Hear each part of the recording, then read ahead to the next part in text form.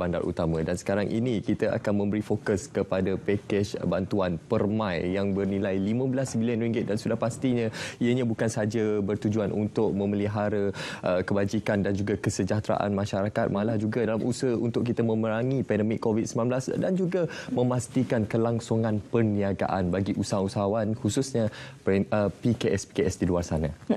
Jadi kita nak terus sahaja bersama dengan Yang Berhormat Datuk Seri Dr. Haji Wan Junaidi Tuanku Jaafar, Menteri Pembangunan Usahawan dan Koperasi. Assalamualaikum. Waalaikumsalam warahmatullahi. Dah lama dah tunggu dah ni. Alamak, Baik, Datuk Seri. Wanita. Baik. Kita terus saja dengan perbincangan kita, Datuk Seri, berkenaan bagaimana melalui pakej bantuan permai ini dan inisiatif daripada pihak kerajaan untuk menyokong perniagaan khususnya PKS dalam negara. Dan secara umumnya, bagaimana Datuk Seri melihat pakej bantuan ini yang bernilai 15 bilion ringgit ini daripada pihak Datuk Seri sendiri? Bagaimana dari secara mukadimahnya, Datuk Seri? Ya, terima kasih. Sebenarnya yang pakej diberi dulu oleh pihak kerajaan yang telah diumumkan oleh Yang Berhormat Perdana Menteri ialah sejajar dengan tindakan kerajaan untuk melaksanakan PKKPP yang baru-baru ini, dan juga sebenar dengan apa yang dipanggilkan pengisytiharan darurat untuk menangani masalah COVID. Jadi yang 15 bilion itu walaupun dianggap belum lagi mencukupi keseluruhannya, tetapi kita bolehlah guna dengan masa yang terdekat, dan insya-Allah kementerian saya mengguna dengan sebaik mungkin sumber-sumber yang disalurkan kepada kementerian saya. Contohnya yang disalur kepada untuk membantu gaji ini akan memberi sumbangan kepada pihak-pihak yang terjejas, khususnya pekerja-pekerja daripada syarikat-syarikat termasuk PKS, yang mana kita melihat pihak PKS juga mendapat sumbangan untuk membantu pekerja-pekerja dalam PKS dan boleh membantu pekerja-pekerja yang terjejas oleh kerana pelaksanaan PKPP. Jadi satu lagi ialah saluran sumber kewangan yang berjumlah 295 juta yang disalur menerusi Tekun, yang juga kita mengetahui bahawa Tekun adalah salah satu agensi yang mempunyai kecemerlangan daripada sudut pelaksanaan pengeluaran sumber kewangan untuk membantu peniaga-peniaga mikro dan informal sekarang ini. Jadi mereka inilah pihak-pihak mikro, pihak-pihak informal inilah yang sangat terjejas dalam kita melaksanakan PKP ini.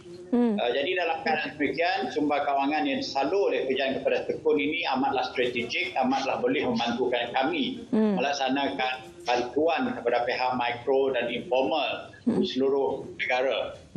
Sebagaimana yang kita telah umumkan dahulu daripada ini bahawa pihak kementerian telah menyarankan kepada Tekun dan Tekun telah melaksanakannya dengan cemerlang, iaitu supaya kita memendekkan proses birokrasi dan red tape itu. Daripada punya 17 dokumen, sekarang kita guna 4 dokumen saja, do it in the bank. Dulunya kita perlu berbulan baru dapat kelulusan, tapi sekarang dipastikan supaya kalau permohonan baru itu 7 hari dalam bangunan-bangunan yang telah ada track record dengan Tekun itu dalam masa 5 hari, do it in the bank. Jadi saya emphasis kepada ataupun tekankan kepada Ketua Pengarah Tekun dan pegawai-pegawai Tekun di seluruh negara. Saya minta Ketua Pengarah maklumkan ataupun CEO maklumkan kepada semua pegawai-pegawai di semua peringkat agar garis panduan yang diletak oleh kementerian ini diputus oleh kementerian ini dilaksanakan sepenuhnya. Jadi dalam keadaan demikian, itulah kenapanya Tekun telah berjaya melaksanakan ini hingganya pada penghujung tahun 2020. Hampir 99% sumber kewangan daripada Tekun itu siap terlaksana dan kita sumber beri kepada pihak-pihak peniaga kecil dan mikro di luar sana.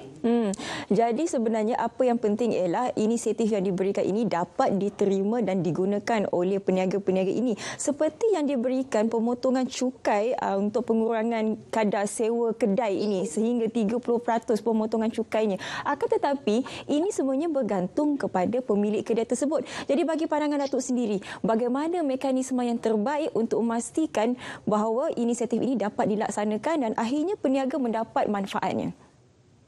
Ya, saya memang dalam kementerian saya juga mempunyai apa dikatakan bidak ruang-ruang kedai dan sebagainya. Yang di bawah agensi kementerian ini iaitu UDA contohnya, kita telah meminta supaya UDA ada memberi pengecualian daripada permulaan PKP dahulu dan juga mengurangkan sewa kepada satu grup ataupun kumpulan-kumpulan peniaga-peniaga lain. Tujuannya ialah supaya peniaga itu kekal boleh melaksanakan perniagaan mereka secara kecil-kecilan dalam masa PKP ini. Kerana apa yang berlaku ialah begini ya. Apabila PKP dilaksanakan, walaupun kedai dibuka, tapi orang tidak dibenarkan keluar dalam keadaan sedemikian, siapa yang melanggar? Jadi nampaknya satu konflik di antara kita melaksanakan PKP dengan kita juga nak melaksanakan ekonomi kita, mempergerakkan ekonomi kita untuk mempertingkatkan ekonomi kita. Jadi dengan itulah makanya semalam Datuk Sri Sabi Ismail mengumumkan bahawa peniaga-peniaga makanan, kedai, restoran dan sebagainya itu boleh beroperasi hingga jam 10. Saya mengalu-alukan tu. Sebenarnya saya dah menasihatkan pegawai saya untuk menulis surat kepada Datuk Sri Ismail Sabri dan untuk pada PM pun. Sebabnya memahami bahawa contoh di Kuala Lumpur lah yang saya ketahui selama 30 tahun menjadi ahli parlimen ya. The live di Kuala Lumpur ni begin pukul 8, pukul 7. Ya, betul. Jadi pekeri. Jadi takkan kita nak tutup pukul 8, orang dah lepas habis maghrib tu nak turun makan pun tak boleh lagi dah. Orang dah tutup kedai. Jadi bila buka hingga pukul 10, Alhamdulillah adalah ruang tu 2 jam untuk bukan nak sembang, nak makan, nak order makan sampai makan, habis makan boleh keluar balik. Jadi sangat-sangat membantu. Dari samping kita mengeluarkan sumber kewangan ya. Sebabnya sumber kewangan daripada kerjaan, daripada prihatin 1, prihatin 2 dan singgahnya kepada penjana. Sekarang kita ada lagi di bawah skim yang baru ni, Permai ni. Kita ada 15 bilion lagi. Apa yang saya bimbang sekali sebagai menteri menjaga usahawan kecil dan mikro ni ialah sumbangan kita dalam prihatin 1 dan 2 dan juga penjana. Apabila kita tutupkan perniagaan kita masa sekarang ini, semua tindakan-tindakan kita untuk mempertingkatkan ekonomi kita pada ketika itu selama beberapa bulan daripada bulan Mei hingga bulan Disember dan Januari. Sekarang kita nak tutup semula hingganya duit itu jadi tidak mendatangkan kesan yang positif kepada ekonomi negara. Tapi mengikut makluman yang kita terima dalam mesyuarat kabinet yang baru lalu hari Rabu lepas, Menteri Ekonomi, Menteri MITI dan juga Menteri Keuangan telah maklumkan bahawa kita punya ekonomi bergerak. Dan dalam masa bergerak itu pun kita dalam keadaan kita berjaga-jaga melihat pelaksanaan NKP yang baru ni, yang seluruh buah negeri, 6 buah negeri yang dibutuhkan dan khususnya di Kuala Lumpur di wilayah Persekutuan Putrajaya yang mana contribution kepada kita punya di GDP ialah 50% sampai 50%. Begitu besar sekali.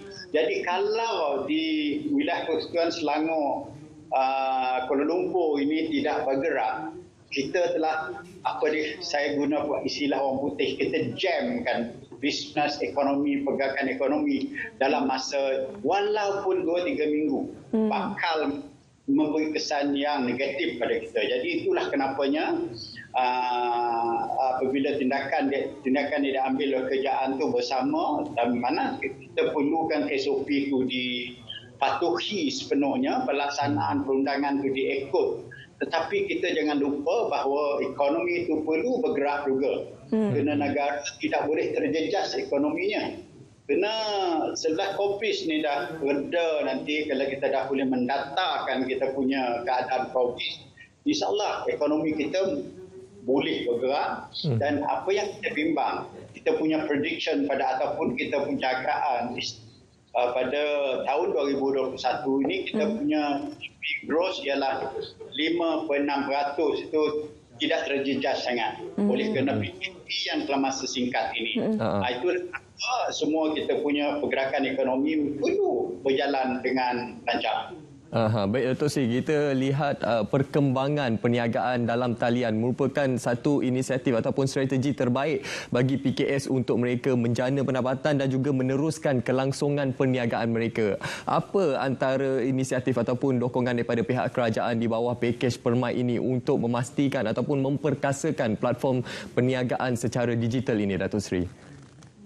Ya, saya bukan saja di bawah Permai ya. Bahkan apabila pengumuman dibuat oleh Menteri Keuangan pada masa belanjawan yang baru lalu dan telah diluluskan oleh pihak kerajaan, kita buat kajian secara terperinci untuk melihat sendiri apakah jenis bantuan yang perlu kita beri dan kita salurkan dan macam mana untuk menyalurkannya dan apa mekanisme yang kita ada untuk membantu usahawan di luar sana. Hingganya saya membuat dua perjumpaan. Satu perjumpaan kementerian saya dengan pihak Economic Council, Majlis Ekonomi Negara yang dipengerusi oleh Yang Amat Berhormat Perdana Menteri sendiri dan membentangkan satu kertas kerja yang dibentang oleh Ketua Setiausaha Kementerian saya, Datuk Suraini, the hard truth, iaitu kenyataan dan realiti keadaan. Ada kadang-kadang saluran tumbuh kewangan begitu besar tetapi dia tidak berpengam dengan keperluan PKS itu sendiri. Jadi dalam keadaan seperti kita bermohon dengan pihak kementerian dan saya berterima kasih sangat dengan Menteri Keuangan. Dia peka dan memahami dan hingganya dia memberi kita bantuan supaya apa yang kita katakan, contohnya digital ekonomi ini yang diterima pakai oleh seluruh dunia. Dalam APEC punya meeting pun saya mengendali dan mempengerusi jawatankuasa APEC berhubung dengan PKS ni. Jadi saya melihat dan mendapat rumusan, input dan sebagainya daripada seluruh negara di dunia APEC mengatakan kita tidak ada pilihan, kita perlu embrace, kita perlu adapt dan kita perlu adopt digitalization ini untuk menyarakan ekonomi kita. It is a proven benda yang telah kita terbukti ya. Apabila kita mengadakan sedikit perjumpaan di KK, kita berjumpa di Kuching, kita perjumpaan kita di Kuala Lumpur, membuktikan bahawa pilihan PKS tidak ada lain untuk maju dalam keadaan kita PKP ini, masa COVID ini, ialah untuk digitalization, e-commerce. Tetapi bagaimana? Adakah sumber kewangan disediakan? InsyaAllah kerajaan dah bagi dalam Permai ini pun ada kita disalur sedikit banyak sumber kewangan untuk agensi saya, contohnya InScan di bawah kementerian yang beri latihan onboard supayanya onboarding ini penting ya. Bukan semua faham. Sebenarnya banyak kita boleh bercerita soalan digitalization ni, tapi di mana letaknya yang tidak tersambung. Contohnya kita ada mempunyai platform Food Panda, kita ada mempunyai platform Grab, kita ada platform macam-macam, Lazada, Shopee, macam-macam platform yang ada di luar sana. Tetapi kita tak connected dengan tu. Di situ letaknya fungsi agensi dari kementerian saya sebagai InScan, SME Corp dan sebagainya untuk melaksanakan onboarding ni. Onboarding ni didapati sangat berkesan. Dan saya telah menggerakkan InScan supaya lebih agresif lagi menjalankan aktiviti mereka, latihan, coaching, bimbingan, handholding dan sebagainya. Dan saya dapati bermula daripada minggu lepas ya, saya telah dimaklumkan oleh Ketua Pengarah InScan bahawa dia punya kursus bimbingan coaching dan handholding ini berterusan dan dilaksana secara menyeluruh. Itulah kenapanya saya telah menyarankan, belum lagi secara rasmi, telah mengangin-anginkan dalam kabinet dalam jumpa menteri 2 minggu lepas bahawa saya hendak revamp InScan ini. Saya nak revamp InScan, dan satu lagi satu agensi yang jarang disebut, iaitu unit Protege. Yang dahulunya sebenarnya satu unit yang besar, unit yang besar. Tetapi pada satu ketika seorang pegawai memikirkan dikecilkan. Dia jadi kecil. Jadi sekarang kita dapati bahawa dalam keadaan COVID ini, dalam kita melaksanakan digitalization dan placement, orang ramai tak bekerja, hilang pekerjaan dan sebagainya. Orang yang berhenti kerja, orang yang keluar daripada universiti 150,000 tahunan yang perlukan graduan ini mencari kerja. Protege ini jadi satu agensi ataupun unit yang penting sekali pada kita untuk melaksanakan, melatih, membimbing dan menempatkan mereka ini ke satu tempat pekerjaan dan juga membangun mereka, menarik mereka kepada bidang keusahawanan. Jadi dalam keadaan sedemikian, saya dah memberi angin-angin kepada Menteri Kewangan, kepada Perdana Menteri dalam kabinet meeting. InsyaAllah kertas rasmi bakal kita bawa untuk to revamp this Protege ini. Di sanalah letaknya untuk menangani masalah unemployment atau placement of work, di mana kita bekerjasama dengan semua pihak, syarikat yang besar-besar, GLC, subsidiary kepada JLC yang boleh membantu saya untuk placement ni. Kita nak walaupun dalam rangka awal pandangan kementerian saya, dalam kemampuan yang ada pada saya, iaitu 150,000 satu tahun, kita boleh saran kepada kerajaan tahunan kita buat placement. Tetapi sekarang kerajaan melihat nak sampai ke 500,000. Kalau 500,000 placement, job creation dan sebagainya di bawah Protege ini nanti, dan agensi-agensi lain kerajaan, kementerian lain kerajaan, saya cukup yakin kita revampment of Protege ini patut mendapat sokongan daripada pihak kerajaan dan menteri-menteri lain kalau dibawa ke kabinet. Itu harapan saya. Baik, jadi kalau kita boleh lihat di sini daripada sudut pandang makronya, kita mengharapkan bahawa pakej perma ini dapat mengurangkan lagi kadar pengangguran itu.